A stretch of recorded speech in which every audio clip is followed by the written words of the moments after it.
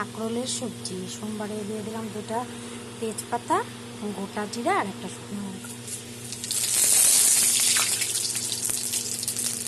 দিলাম অল্প লবণ যাতে না ছিটে, আর কিছুটা পরিমাণ পেঁয়াজ কেটে দিয়ে দিলাম।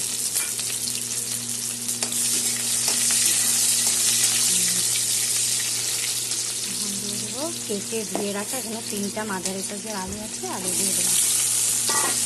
আর দিয়ে দিলাম এখানে আধা কেজি কাঁকরোল আছে, কেটে ধুয়ে নিয়েছি, এটা দিয়ে দিলাম। এখন সব একসাথে ভাজা করে নেব। দিয়ে দিলাম লবণ আধা চামচ, আর দিয়ে দিলাম হলুদ। সব একসাথে এখন ভেজে দিতে হবে।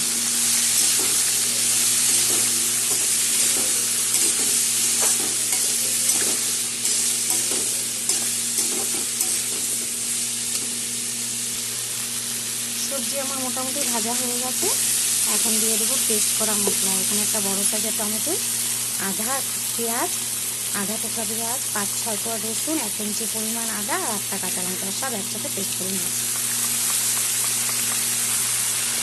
আর এখানে আছে আধা চামচ ঝাল লঙ্কার গুঁড়া, আধা চামচ ধনে গুঁড়া, আধা চামচ জিরের গুঁড়া আর আধা চামচ হলুদের গুঁড়ো।